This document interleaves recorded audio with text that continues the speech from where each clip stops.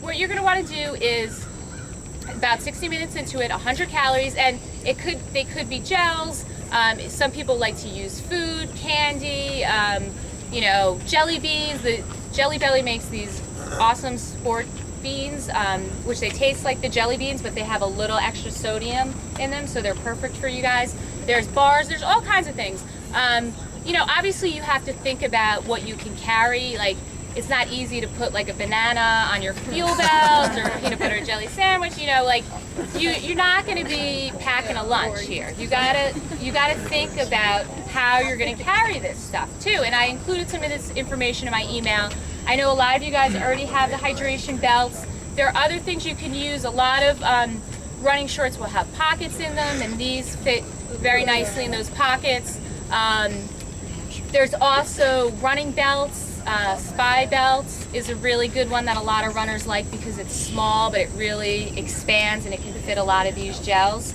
So start thinking about that now. That's another thing that we want you guys to have worked out by the time you get to race day. You may have seen that a lot of the races will hand out some gels on the course, but usually it's not until like mile 17 or 18 and they just have one gel stop. So you guys are going to need some more calories in that. And also, you never know what you're going to get by the time you get to the gel stop, and you're not going to want to take the time to like dig through all their choices and all that. And you may just find out that you prefer certain flavors and a certain brand that is not going to be on the race course. So it's best to just figure out now what you like. Well, we have samples for you guys to try that we'll give out after.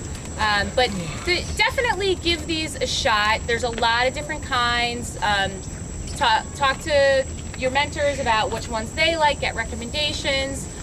These are good to have because they digest really easily. They're kind of not quite solid, not quite liquid, somewhere in between. So it's not like yummy. It's sort of an acquired taste. It's definitely an acquired taste. It's like icing. Yeah, there you go, Heather. I mean, some of them are really good. Like people in the team training office have been known to just eat them as snacks sometimes. So at least give them a shot because they will digest very easily. They have electrolytes in them too, a lot of them. So you know, you'll need that as well to eat them. And this is something that you're going to want to practice. You just need to, you'll rip off the top of this, and let's always like be careful with the garbage too. You know, that's another reason why it's good to have pockets or have it while you're near a garbage can. We don't want to just throw stuff in the park. And then you want to take the whole thing at once. It's not like a buffet where you go back for more later. Just take it all down at once, and you're going to want to make sure that you have water available when you take it because the water is going to help you digest it. And it's going to leave a bad taste in your mouth too if you don't have it, especially in this heat. So make sure you have water available, and it should be water, not Gatorade or another sports drink, because then you're going to have too much sugar and electrolytes going on. You just want to follow it with water. And then it's just like squeezing a tube of toothpaste, okay? You're just going to want to squeeze it from the bottom right into your mouth. And it's really easier to just kind of take it all at once, follow it with water. You guys are looking at me horrified. This sounds disgusting. But this is what makes you look like a hardcore runner. Eat it. I want this video. Marathoner, right? Eat it. I won't demonstrate for you guys. You guys can try later. And talk, you know, ask your running buddy if you have chocolate smeared on your face or something. Nobody, especially in the race. You're not going. Your finishing picture, you're going to want your face nice and clean. So just try them out. They're available at any running shop, GNC. You can get good deals online. So a lot of people, once they find something that they like, they'll order it in bulk. You know, it's cheaper to get it by the box, and then you're committed. Then you really have to do your race just to use up all your gels. Okay, so after that, once you have your first one, then you're gonna have to. Then you're kind of on a schedule. Does anybody remember my email? See if anybody read the email. When you want to take your next one, then your next 100 calories. Oh, Joe, of course you read my email. 40 to 45 minutes. After that, you're going to want to take your next one. And again, this is just kind of like a general rule of thumb.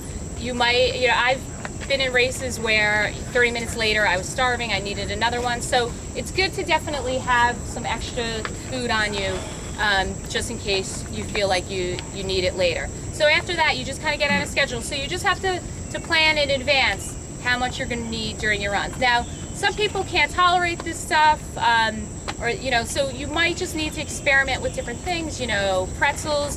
You will be getting sports drinks in there too. We definitely encourage you guys to start working sports drinks into your hydration too. Most of the race courses have Gatorade Endurance Lemon Lime on the course. So it's good to use that now so you get used to it. It tastes pretty much like Gatorade. It's a little bit saltier, but it's good to get used to it now, because then on race day, then you can just rely on the water stops. You don't have to worry. Some people still wear their fuel belts because they like to have it on them, but even with the belts, you're still going to need to refuel at some point. So it's good to have at least tried that Gatorade, so race day you're not tasting it for the first time and not being used to it. It's just one more thing that we can control and not have to worry about on race day.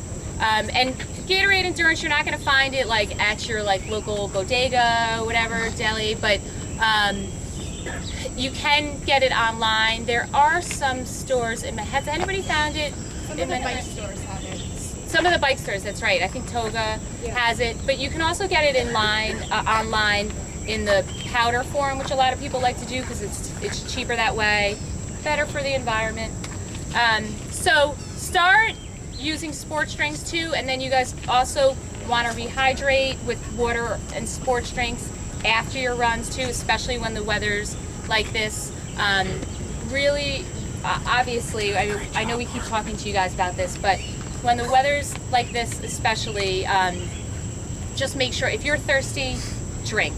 And definitely, as these runs are getting longer, have some sports drinks. You might want to do like every other hydration break, you have some sports drinks, so you get you're replacing that sodium and other electrolytes. Okay, so last thing I want to talk to you guys about, and then if you guys have any questions, we'll go over that. Eating and drinking after. I just said hydration after, very important.